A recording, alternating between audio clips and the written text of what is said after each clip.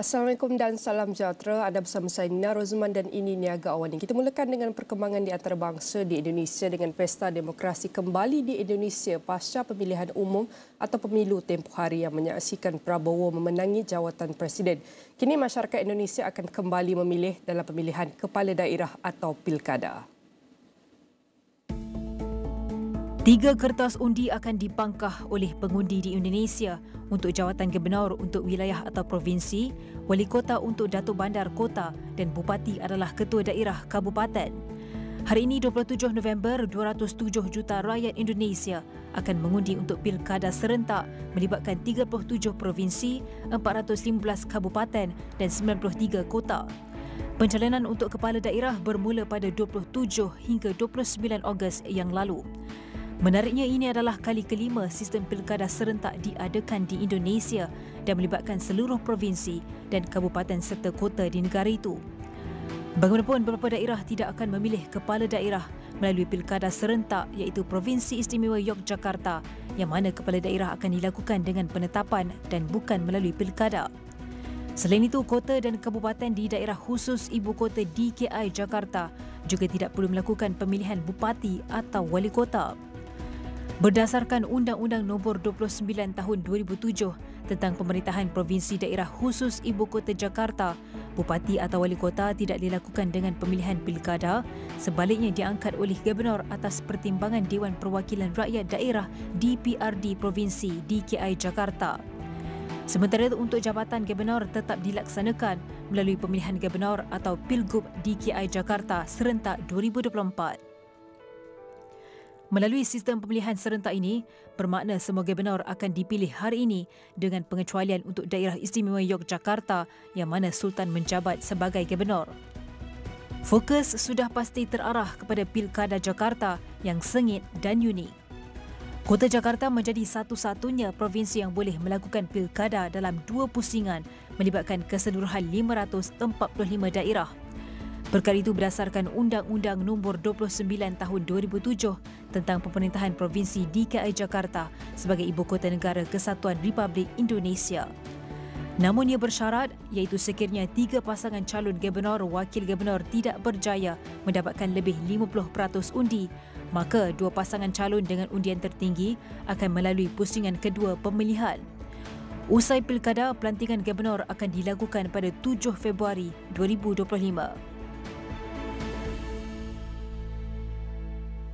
Ketua Komisi Pemilihan Umum Republik Indonesia, Mochaman Afifuddin memastikan semua daerah di Indonesia bersiap sedia melaksanakan pemilihan kepala daerah Pilkada 2024 serentak yang berlangsung hari ini. Afifuddin yang memantau persiapan pilkada di wilayah Jawa Timur memberitahu beberapa daerah termasuk Lumajang, Pamekasan, Surabaya dan Sidoarjo sudah bersiap sepenuhnya dari segi logistik dan tempat pemungutan suara TPS. Tambah beliau, tiada sebarang halangan dilaporkan oleh KPU di seluruh Indonesia sehari menjelang hari pengundian, termasuk isu khusus atau pengedaran logistik. Berhubung insiden berdarah di Sampang, Madura yang berlaku terdahulu, Afifuddin memastikan bahawa kawasan tersebut kini selamat. Tamanya insiden tersebut bukan berpunca daripada penyelenggara atau KPU setempat. Dalam pada itu, Afifuddin juga menyambut kedatangan wakil dari 36 negara di Surabaya untuk program lawatan pilihan raya Election Visit Program EVP yang akan memantau dan mempelajari sistem pilkada di Indonesia, terutamanya di Jawa Timur. Menurut Afifuddin, Jawa Timur dipilih sebagai tuan rumah program ini atas faktor daya tarikan, termasuk 3 calon wanita untuk jawatan gubernur dan 5 pasangan calon tunggal. Sementara itu, para delegasi asing gembira ketika melakukan pantauan pilkada di Jawa Timur yang mana mereka akan dibawa melawat ke beberapa TPS di Surabaya dan Sidoarjo hari ini. Pilkada Jakarta 2024 bagi Parti Demokrasi Indonesia Perjuangan PDIP adalah lebih daripada sekadar pilihan raya kali ini. Tokoh Wartawan Negara Tan Sri Johan Jaafar berkata, selepas kekalahan mengejut Ganjar Pranowo dan pasangannya dalam pilihan raya Presiden Februari lalu, ia menjadi ujian terbesar untuk mempertahankan legasi parti dan kredibiliti Ketua Umum PDIP Megawati Soekarno Puteri sebagai pemimpin. Kisah tentang sokongan Jokowi terhadap PDIP yang kini berbalik menjadi konflik antara beliau dan Megawati memperlihatkan dinamika kuasa yang berterusan dalam politik Indonesia. bahawa Jokowi dia seorang pengusaha kecil di Solo, ya, yang kemudian dibawa ataupun didukung oleh PDIP untuk memenangi kerusi wali kota di Solo. Dan kemudian mungkin kerana populariti itu, PDIP juga telah mendukungnya bawa pergi ke Jakarta dan dia menjadi gubernur di Jakarta. Dan kemudian parti yang sama membawa ataupun mendukung Jokowi sebagai presiden kali pertama dalam tahun 2014, ya, untuk pertandingan melawan Prabowo Subianto. Dan Jokowi menang. Dan sekali lagi dalam pertandingan kali kedua 2019, Jokowi juga menang didukung oleh PDIP. Jadi bagi Ibu Mega ataupun Megawati Soekarno Putri ini merasakan bahawa beliau, saya percayalah, ini kita boleh faham kalau dia merasakan bahawa ini adalah malim kundang ataupun setenggang lah, ya, yang sebenarnya mengenepikan parti dan Ibu Mega sendiri apabila sudah mendapat kedudukan.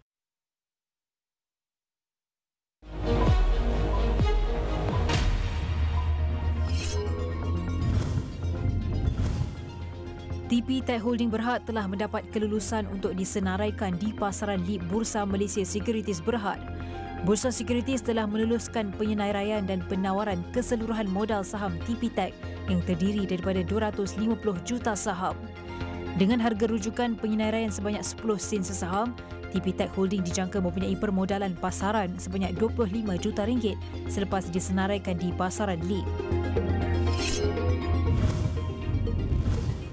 WCT Holdings Berhad mencatatkan hasil sebanyak 437 juta ringgit bagi suku ketiga tahun kewangan berakhir 30 September 2024. Kumpulan itu berkata ia mencatatkan keuntungan bersih sebanyak 173 juta ringgit. Kumpulan juga mencatatkan hasil dan untung pemegang ekwiti masing-masing pada 1.28 bilion ringgit dan 221 juta ringgit. Rechtech Digital Berhad memeterai perjanjian taja jamin dengan KF Investment Bank Berhad dalam perjalanannya menerbitkan tawaran awam permulaan IPO di pasaran AIS Bursa Malaysia. Kumpulan itu berkata tawaran IPO itu melibatkan terbitan awam sebanyak 54.66 juta saham biasa baharu dan 25.31 juta saham sedia ada untuk ditawarkan di bawah tawaran untuk jualan secara kolektif mewakili 39.5% daripada modal saham terbitan yang diperbesarkan. Laporan penuh di saluran 501 dan Astro AWANI.com serta dagannews.com. As we approach 2025, the readiness of AI technologies will be pivotal in transforming industries, with AI agents playing a crucial role in automating complex tasks and enhancing decision-making processes. It is essential for both governments and businesses to manage the deployment of AI agents responsibly to ensure ethical use and to mitigate potential risks associated with AI technologies. Businesses can expect challenges such as data privacy concerns, integration complexity, and the need for continuous learning to leverage AI successfully in 2025. Overcoming these challenges will require robust strategies and adaptive framework. And for that, implementing responsible and ethical AI practices will be crucial for companies to thrive in 2024. This includes ensuring transparency, accountability, and fairness in AI system. And ready on the line to discuss further on this is David Araki, Chief Technology Officer of APJ. I want to say thank you very much, David, for joining me. Firstly, we want to take a look on AI agents. What are AI agents and why is it crucial for both governments and businesses to manage their deployment and ensure they are used responsibly? Yeah, thank you for having me on the show. So for those who are not familiar with AI agents, they're essentially a piece of software that has a defined purpose and personality. They're all able to automate and perform a specific task with or without human intervention. They use AI-based reasoning to independently decide how to accomplish a task and take action. And some AI agents can work together to complete a process. So as an example, if you're in marketing, you might have an AI agent that focuses on creating the marketing campaign, another AI agent that focuses on monitoring the campaign, and then another AI agent that focuses on adjusting the campaign, and they all work in concert together. So the idea is to automate some of those routine tasks and shift employees to higher value tasks within the organisation. But You make some very clear points in your introduction that there's definitely ethical considerations that governments and businesses have to manage. They need to understand that the data that they feed into these agents doesn't predefine any bias or discrimination. A lot of users out there, over half, do not trust AI and the responses it provides. So there needs to be this concept of explainability. And that comes back to data privacy and understanding the risks around the security in your data as well.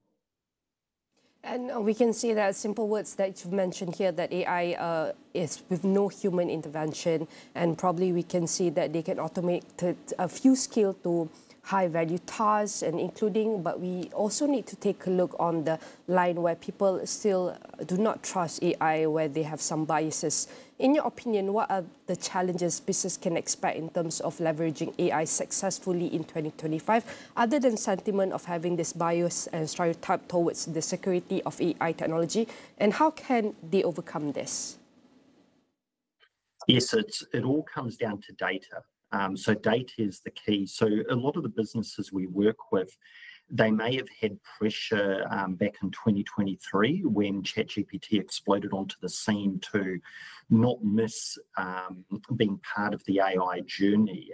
But in doing so, they very quickly discovered that a lot of the data they were feeding into these models was of poor quality and of low maturity. And as such, we would hear stories in the media around hallucinations and other things from these AI systems.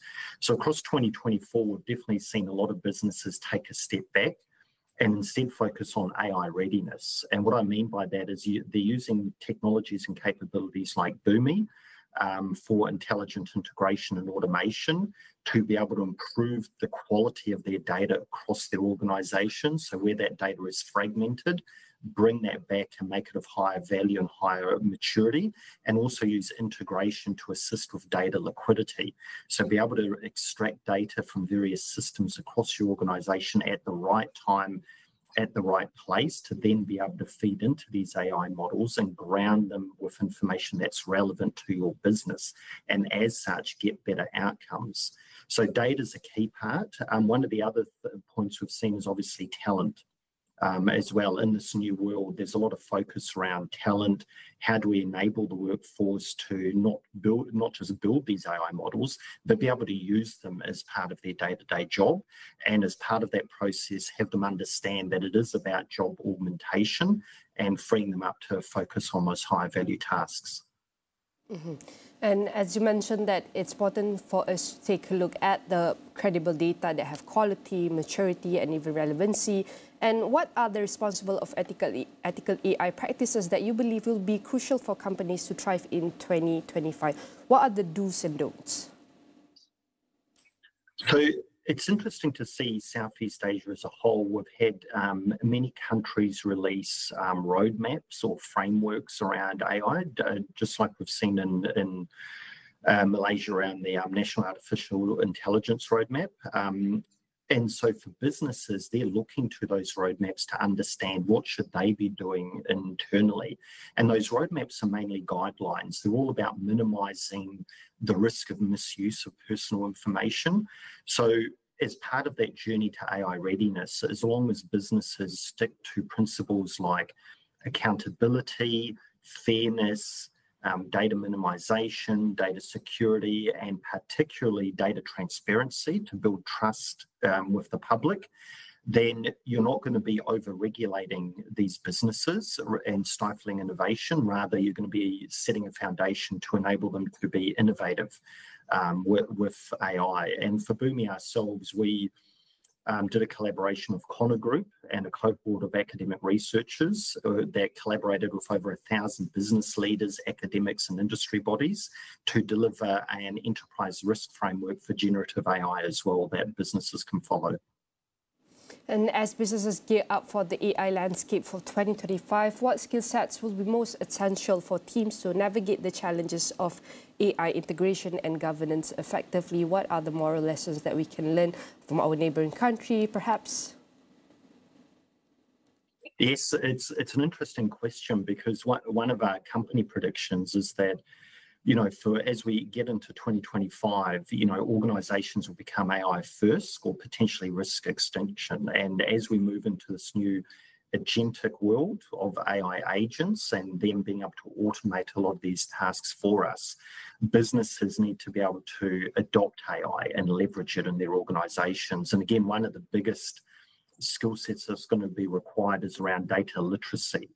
So understanding how to read that data within your organisation, be able to catalogue it, enrich it, bring it to better quality, and doing that through tools like integration and automation and data management, which Boomi provides. So that's one piece of the puzzle.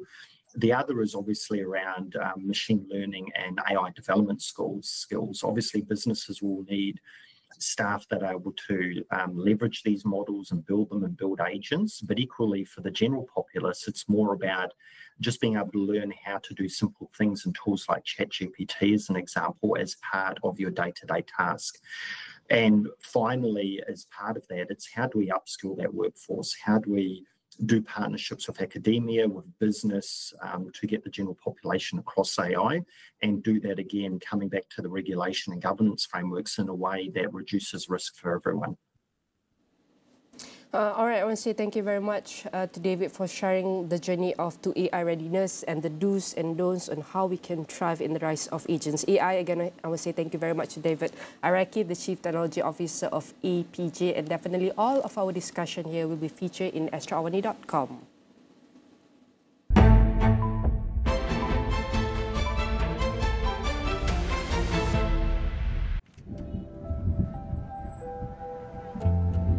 Bila kerja sendiri, semua kena buat sendiri. Tapi, bersama rakan niaga, semuanya dapat ditempuhi bersama.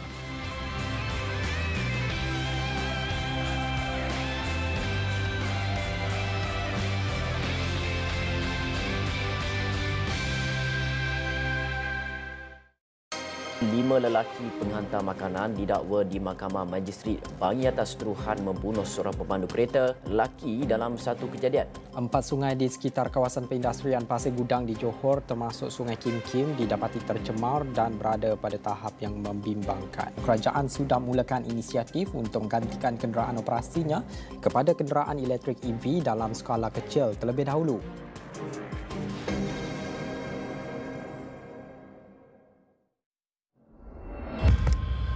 Kau kena ingat, Beci. Kita ni anak ayah. Aku cabar engkau sebagai calon kastoi. Cuci tangan je. Jangan sikit abuk tak ada tanda.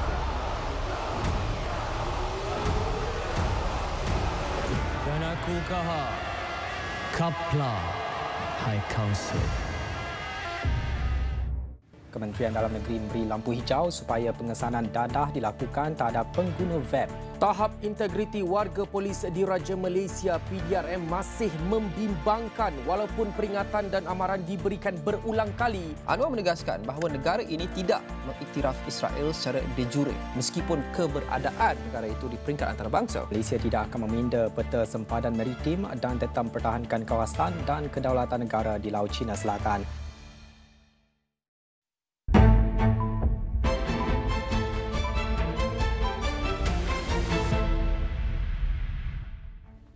Baik, bertemu kembali dan saya akan terus untuk berkongsi bagaimanakah data terkini oleh Jabatan Perakaan Malaysia DOSM yang telah mengeluarkan kecenderungan perniagaan untuk kita teliti pada suku keempat 2024. Tentu jika kita ingin meneliti bagaimanakah keyakinan ataupun kebimbangan peniaga-peniaga di Malaysia setakat ini, di mana kalau kita lihat kita akan mengakhiri suku pada tahun 2024 dan kita akan lihat performance ataupun prestasi baki suku keempat 2024 iaitu suku terakhir di mana ia telah mencatatkan peningkatan 4.8% dan ini adalah peningkatan kecenderungan perniagaan yang paling tinggi dapat dicatatkan berbanding suku-suku yang sebelumnya. Yang terakhir yang telah dicatatkan yang tertinggi adalah pada suku pertama pada suku 4.7%. Namun kalau kita lihat dalam masa setahun ini adalah prestasi ataupun kecenderungan perniagaan yang paling tinggi yang dapat kita saksikan setakat tahun 2024. Manakala untuk kita lihat petunjuk keyakinan mengikut sektor yang terbagi kepada industri, pembinaan, perdagangan dan runcit, termasuk juga dengan perkhidmatan untuk prestasi terkini pada suku keempat 2024. Kalau boleh kita saksikan di sini, perkhidmatan menunjukkan petunjuk keyakinan yang paling tinggi dengan merekodkan sebanyak 13.1%. Ini adalah keyakinan mereka setakat suku keempat 2024 pada suku akhir 2024. Namun salah satu sektor yang mengalami kebimbangan utama ataupun lebih tinggi daripada keyakinan mereka adalah pada sektor pembinaan, di mana ia mencatatkan petunjuk keyakinan di bawah paras negatif 10%. Ini adalah satu-satu sektor di mana kita dapat lihat perniagaan ini kurang yakin terhadap prestasi perniagaan pada suku keempat 2024. Dan kita lihat imbangan bersih. Manakala imbangan bersih, prestasi yang terkini seperti biasa sektor perkhidmatan yang paling tinggi merekodkan sebanyak 27.5%, diikuti juga dengan perdagangan borong dan runcit dan juga pembinaan. Dan kita lihat imbangan bersih ini adalah 3 sektor yang tertinggi, manakala yang terendah adalah daripada sektor perindustrian pada 4.3%.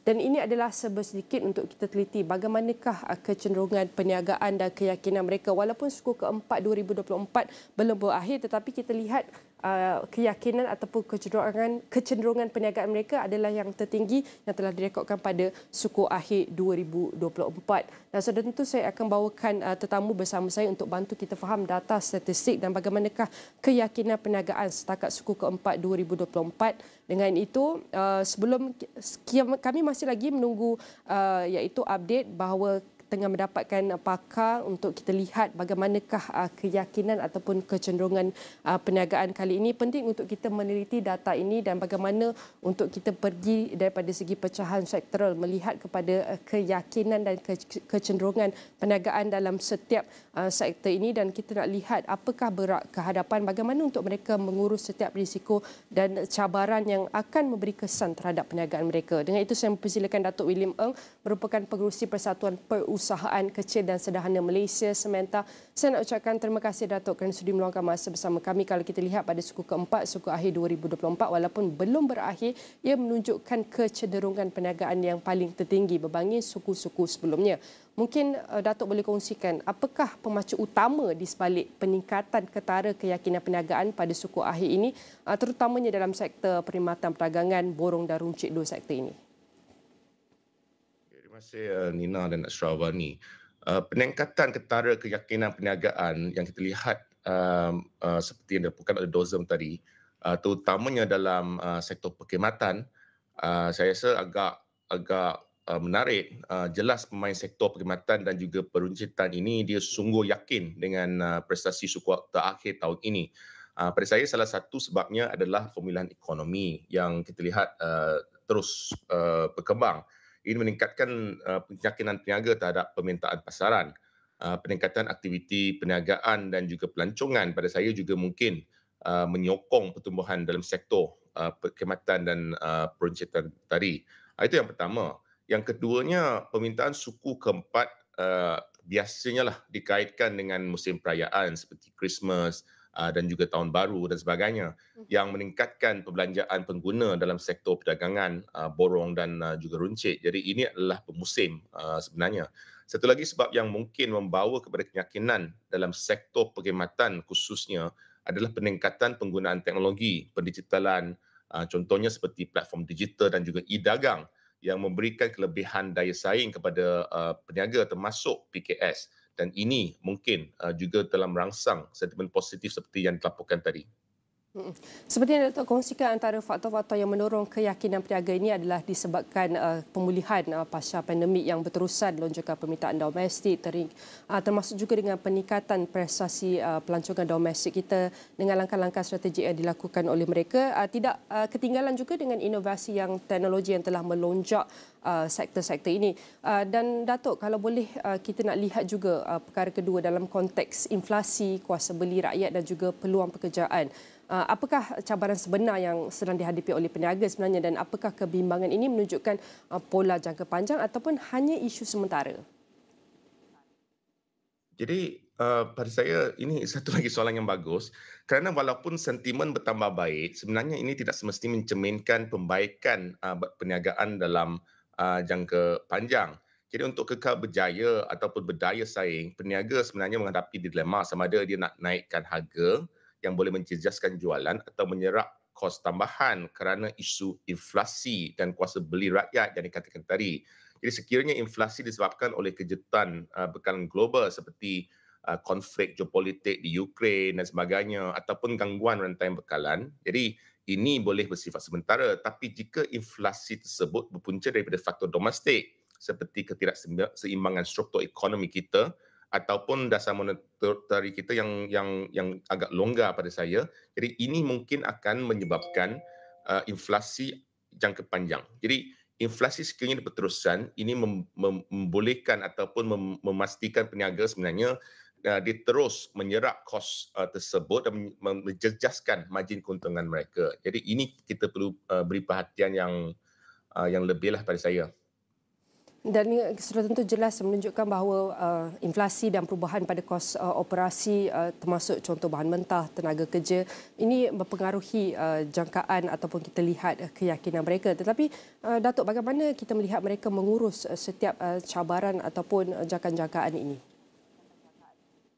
Ya, pada saya selain daripada apa yang saya katakan tadi iaitu isu inflasi kos, satu lagi yang saya lupa nak katakan adalah sebenarnya kekurangan pekerja mahir. Ini masih lagi menjadi isu kepada ramai peniaga termasuk ataupun terutamanya daripada sektor PKS. Jadi walaupun kita lihat ada usaha dari kerajaan untuk meningkatkan gaji untuk rakyat tempatan, tapi isunya adalah untuk memenuhi utamanya pekerjaan dalam sektor peruncitan, kita perlu kalau boleh pekerja mahir dari segi contohnya sekiranya pekerja tempatan tidak berminat dalam kerja ini, kita perlu membawa masuk pekerja luar contohnya. Jadi isu kekurangan pekerja mahir ini perlu diselesaikan sekiranya kita mahu memastikan industri terutamanya industri peruncitan tadi berterusan dari segi keyakinan dan juga perkembangan mereka.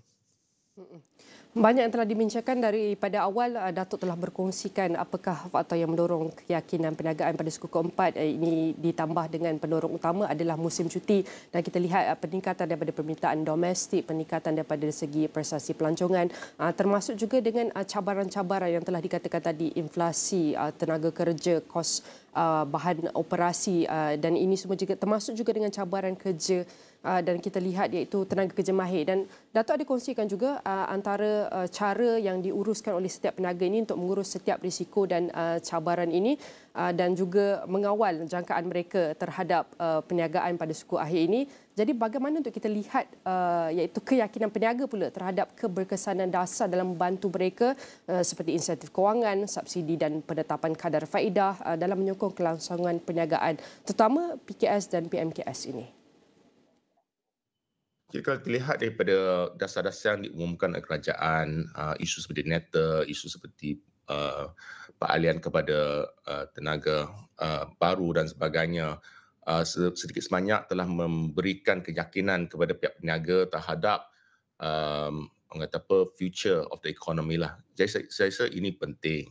Sekiranya peniaga diyakin kepada dasar kerajaan, jadi secara langsung dia dapat menangani cabaran mereka seperti mungkin mengurangkan kos operasi, membantu aliran tunai dan juga merangsang permintaan cabaran mereka. Tapi sekiranya insentif yang diumumkan dalam Belanjawan 2025 ini dia bergantung sama ada insentif itu sampai atau tidak kepada PKS. Sekiranya insentif yang diumumkan tidak sampai kepada PKS kerana berbagai halangan termasuknya mungkin isu birokrasi dan sebagainya. Jadi mungkin dasar yang diumumkan ini pula walaupun dia berniat baik, dia mungkin tidak akan sampai kepada PKS. Itu yang kita bimbang juga.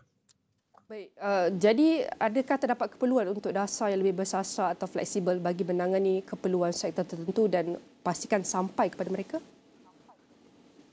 Masalahnya kalau kita lihat daripada segi Belanjawan 2025, banyak antara inisiatifnya sebenarnya dia lebih cenderung kepada pihak ataupun industri pembuatan. Tapi yang kita lihat sebenarnya di Malaysia ini, kebanyakan daripada pemain PKS ini sebenarnya daripada sektor perkhidmatan dan juga perancetan. Dan bila kita lihat dari segi belanjawan 2025, mungkin agak sedikit insentif yang dikhususkan untuk sektor perkhidmatan dan juga sektor perancetan. Jadi apabila kita implement subsidi yang tersebut yang umum, seharusnya kita boleh fokus sedikit daripada insentif ini kepada industri perancetan. Jadi isunya bagaimana kita akan implement dasar-dasar dan juga insentif-insentif yang diumumkan dalam belanjawan 2025 supaya sektor perkhidmatan dan sektor perancetan juga dapat mendapatkan manfaat daripada insentif yang diumumkan. Penting untuk kita meliti setiap perkara ataupun aspek komponen yang dapat memberi sokongan dan pertumbuhan lebih tinggi kepada peniaga-peniaga terutama PKS, PMKS ini. Dan kita nak lihat bergerak ke hadapan ini kita sudah pun melihat data yang menunjukkan sektor mana yang menunjukkan keyakinan tinggi, sektor mana yang menunjukkan kebimbangan yang tinggi. Jadi Datuk, sektor mana yang menunjukkan daya tahan yang paling tinggi? Kita lihat keyakinan memang tinggi tetapi realitinya yang punya daya tahan yang paling tinggi terhadap menghadapi apa-apa segala cabaran ekonomi global dan domestik, dan apakah faktor yang membolehkan sektor tersebut kekal optimis? Ya, kalau kita lihat berdasarkan statistik ST4 tadi yang dilaporkan oleh Rozman, jelas sektor perkhidmatan ini dia menunjukkan daya tahan yang paling tinggi terhadap cabaran ekonomi global dan juga domestik.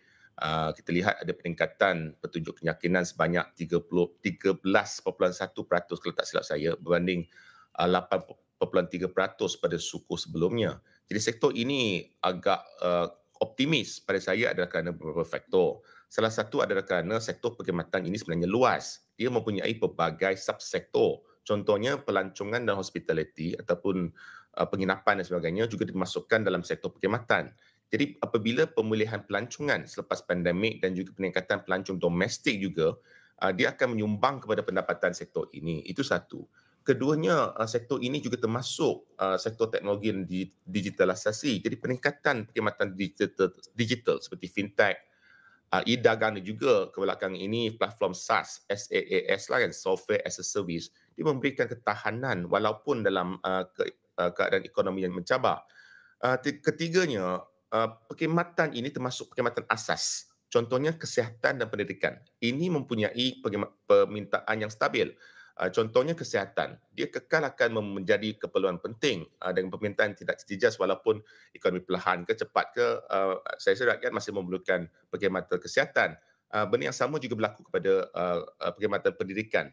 Sektor pendidikan termasuk contohnya e-learning, pembelajaran dalam talian, dia terus akan berkembang dengan sokongan kerajaan dan juga permintaan pengguna. Jadi yang satu lagi yang membantu sektor perkhidmatan ini adalah pengalihan kepada model perniagaan yang fleksibel. Jadi banyak perniagaan dalam sektor ini dia berjaya mengadaptasi model operasi seperti kerja jarak jauh, perkhidmatan atas permintaan dan juga penggunaan teknologi AI untuk meningkatkan kecekapan dan mengurangkan kos. Jadi ini adalah keutamaan dia berbanding dengan sektor lain. Dia dapat menggunakan teknologi yang terbaru. Satu lagi, apabila ada peningkatan dalam kuasa beli kumpulan tertentu iaitu pengguna contohnya, khususnya kelas pertengahan yang kita katakan M40 biasanya, dia dapat menyokong permintaan terhadap perkhidmatan gaya hidup seperti hiburan, makanan dan minuman. Jadi pada saya, sektor perkhidmatan ini akan terus berdaya saing kerana sebab-sebab yang saya katakan tadi. Baik, sekali lagi saya nak ucapkan terima kasih kepada Datuk William Ng, merupakan pengurusi Persatuan Perusahaan Kecil dan Sederhana Malaysia Sementa, kerana berkongsi kepada kami bagaimana untuk kita menilai apa yang menjadi pemacu utama kepada keyakinan perniagaan di Malaysia dan apakah antara cabaran sebenar yang perlu diatasi segera dan bagaimana mereka dapat mengambil manfaat dalam ketidaktahuan ekonomi global ketika ini agar kita dapat tingkatkan lagi daya tahan yang lebih tinggi pada masa akan datang. Sekali lagi saya ucapkan terima kasih.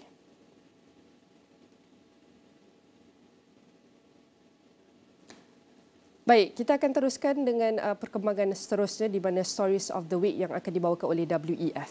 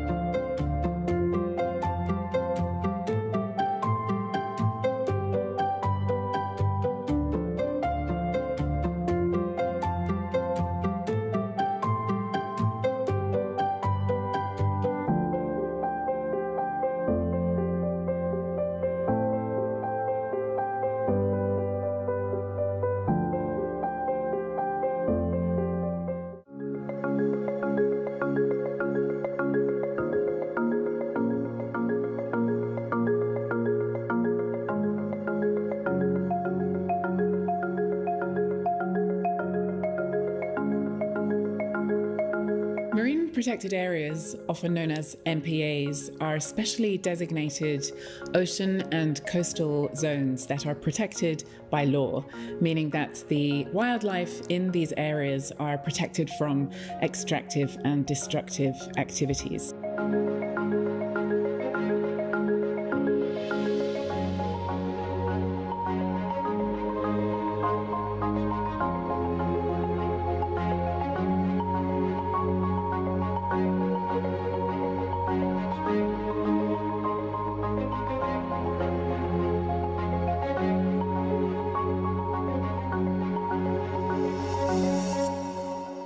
When a marine protected area is well managed, what we observe over a number of years is that wildlife is able to rebound.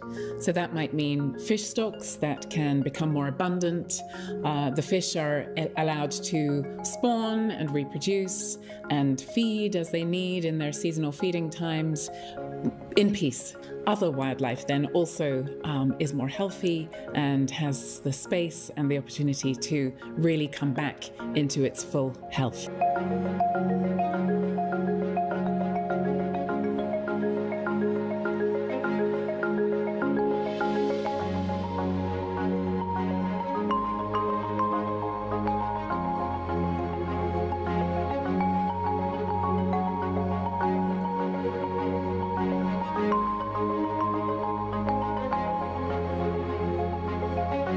Marine protected areas are a win-win-win situation, we could say, because they are good news for nature, they are good news for people, and they're also good news for economies, because ultimately business depends on nature one way or another.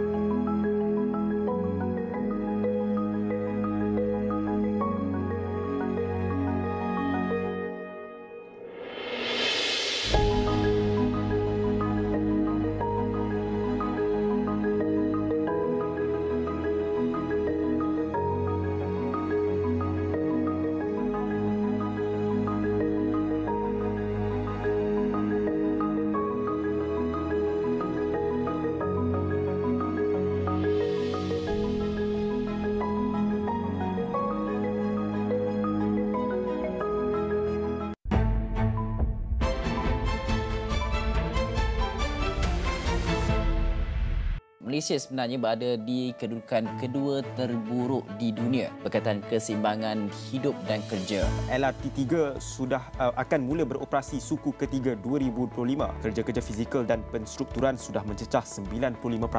KPM sebenarnya sedang memperincikan cadangan untuk menyediakan allowance kos sara hidup tingkatan 6. Melibat urus antara umat Islam dan agama lain penting supaya dapat mengelakkan ataupun membawa kepada Islamofobia.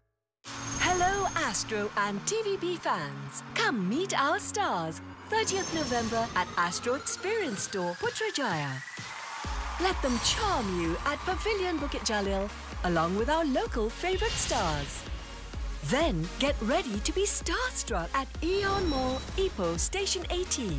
Astro customers can also win exclusive perks with Astro Rewards. 留意我哋嘅約會日期。不見不散啦！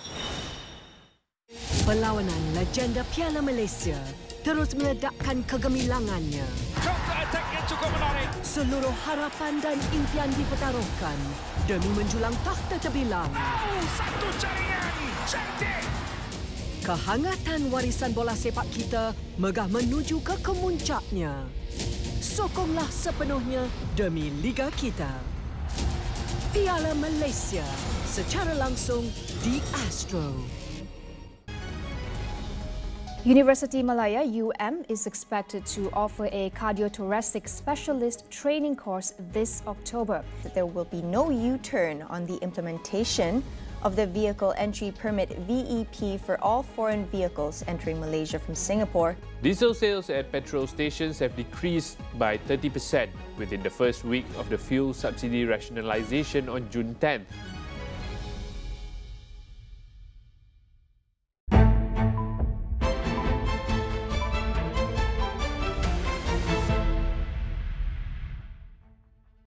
Alright, joining or watching AWANI right now. Right now, I'm in Bangsa South on the program that's called Program AKAR, the collaboration between AWS and also PayNet, a collaboration that's to empower all these students in this data center. And right now, joining me is Peter Murray, the country manager of AWS. How are you? Very well, thank you. Can you tell us a bit more on this collaboration and how it's empowering all these students? Sure, certainly.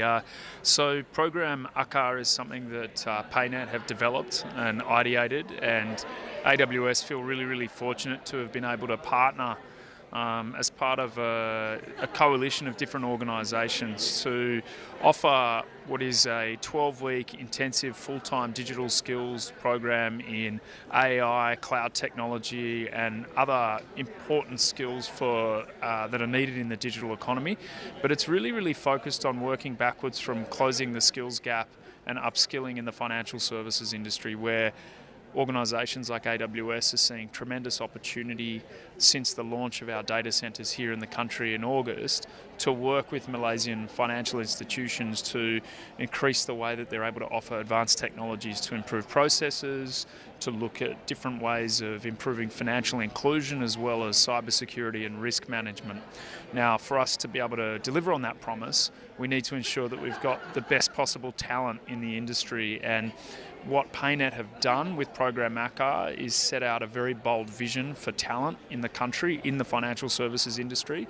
And the AWS Restart part of that is to really sort of infuse the skills and the curriculum that these bright young talents are going to need to take the financial services industry forward in the country. So, yeah, it's a super exciting day.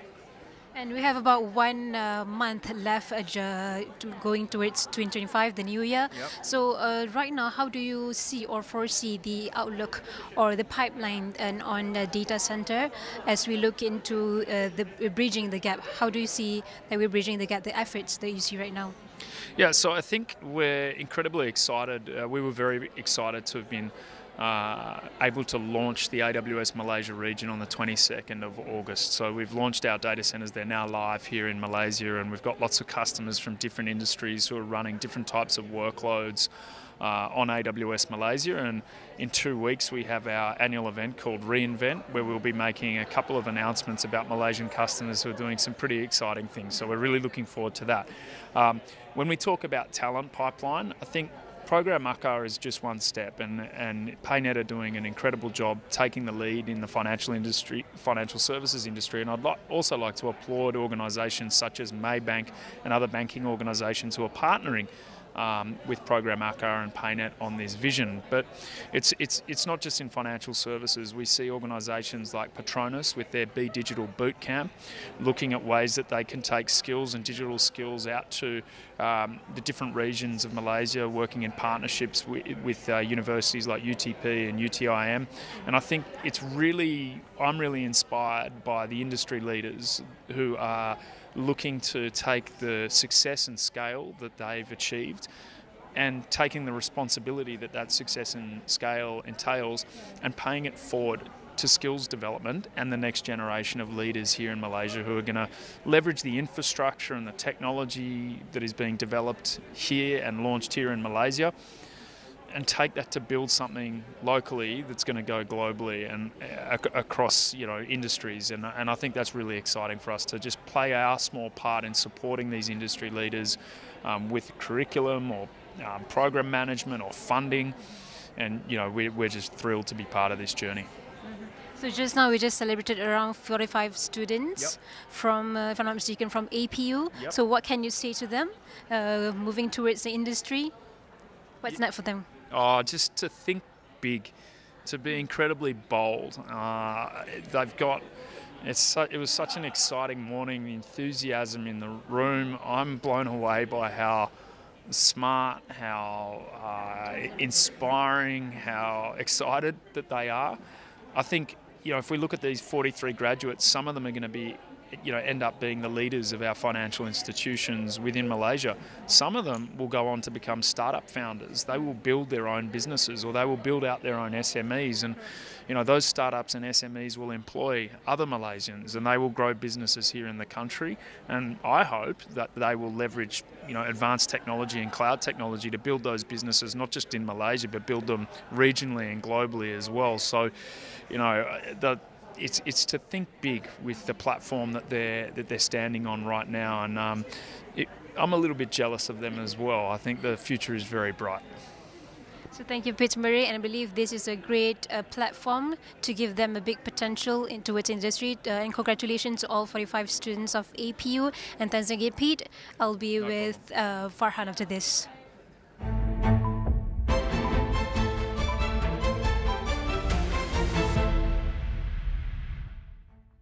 Malaysia sebenarnya berada di kedudukan kedua terburuk di dunia berkaitan keseimbangan hidup dan kerja. LRT3 sudah akan mula beroperasi suku ketiga 2025. Kerja-kerja fizikal dan penstrukturan sudah mencecah 95%. KPM sebenarnya sedang memperincikan cadangan untuk menyediakan allowance kos sara hidup tingkatan 6. Libat urus antara umat Islam dan agama lain penting supaya dapat mengelakkan ataupun membawa kepada Islamofobia. Apakah yang dinantikan? Tuan Sang Harimau Malaya mencari kejuaraan. Bolehkah anda rasai? Satu percubaan, cantik! Gol untuk Malaysia! Ayo kita laungkan ngauman keramat sekali lagi. Mara membara Harimau Malaya. ASEAN Mitsubishi Electric Cup 2024. Saksikan secara langsung di Astro.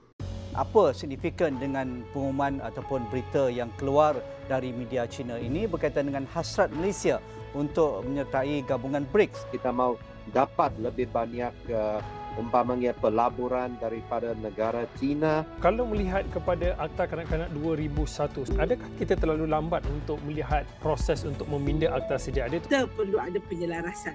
Kita tak mahu bekerja secara silo. Kementerian Dalam Negeri memberi lampu hijau supaya pengesanan dadah dilakukan terhadap pengguna web. Tahap integriti warga polis di Raja Malaysia PDRM masih membimbangkan walaupun peringatan dan amaran diberikan berulang kali. Anwar menegaskan bahawa negara ini tidak mengiktiraf Israel secara de jure meskipun keberadaan negara itu di peringkat antarabangsa. Malaysia tidak akan meminda peta sempadan maritim dan tetap mempertahankan kawasan dan kedaulatan negara di Laut Cina Selatan.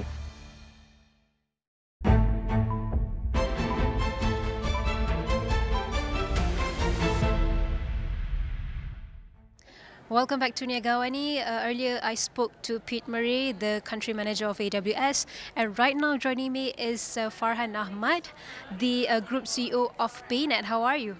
I'm good, very much. Thank you. Thank you for having me as well at this collaboration of AWS and also PayNet. But tell us more on the program AKAR or the Restart campaign. So Project AKAR is a broader campaign about building the roots of talent and education in the country. AKAR obviously is roots. So Restart by AWS is one part of the Project AKAR. This is to make sure that we find gainful employment for people who need some retraining of skills that are ready for the future. And also they meet the market need where the industry needs people and a certain level of talent. And we intend to train that talent and find them a job. It's a very unique program. It's the first of its kind anywhere in the world and certainly in Asia, which is a soup to nuts program. It doesn't just, we're not only training people, we are getting them employed with the right skill set and a bright future for them.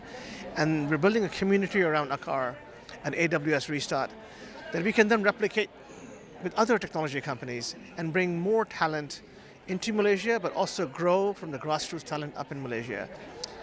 AKAR also has projects that are dealing with primary students.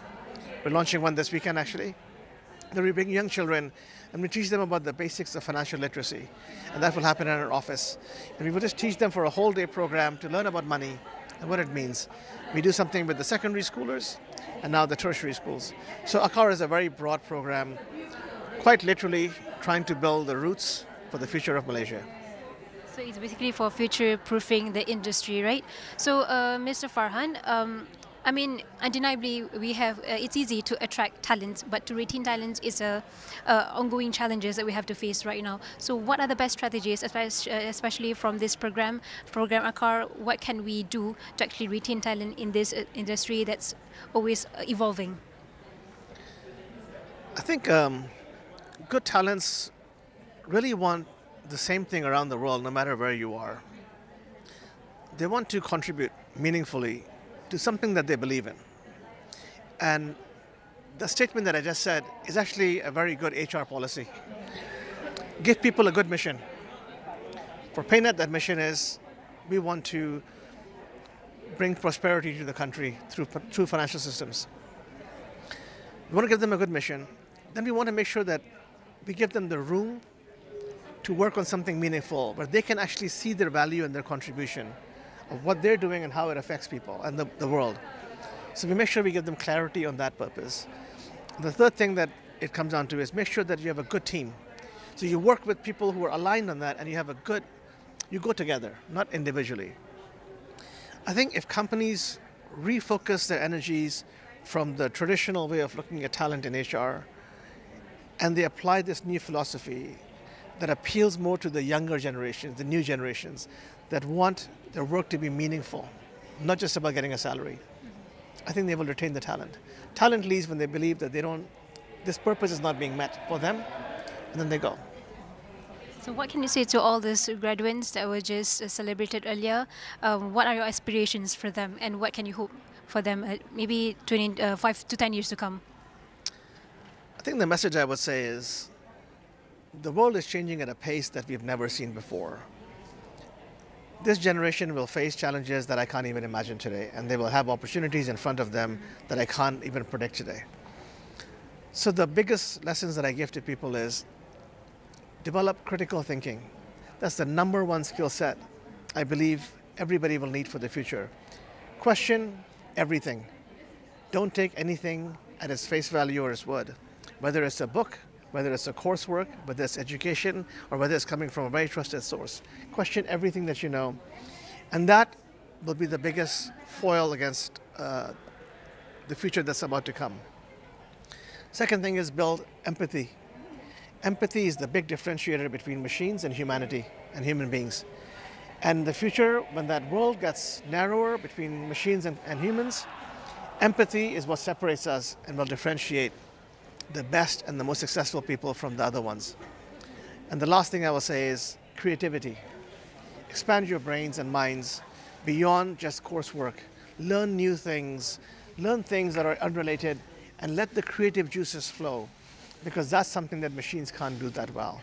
And so I think critical thinking, empathy, and creativity are the foundation for a good education for the future. So I would encourage all young graduates, all young people to really embrace these things and focus on learning about them. Wonderful. Thank you so much for the wise advices, not just to me, but to all the students and graduates earlier as well. And that was the collaboration between PayNet and also Amazon Web Services AWS on how we can actually future-proof the industry and its value-based early talent development on visionary leaders. And that was the conversation between the CEO of PayNet, Farhan Ahmad, and also earlier Peter Murray, country manager of AWS. And you can find this whole discussion on all of our digital platforms and also astroawani.com.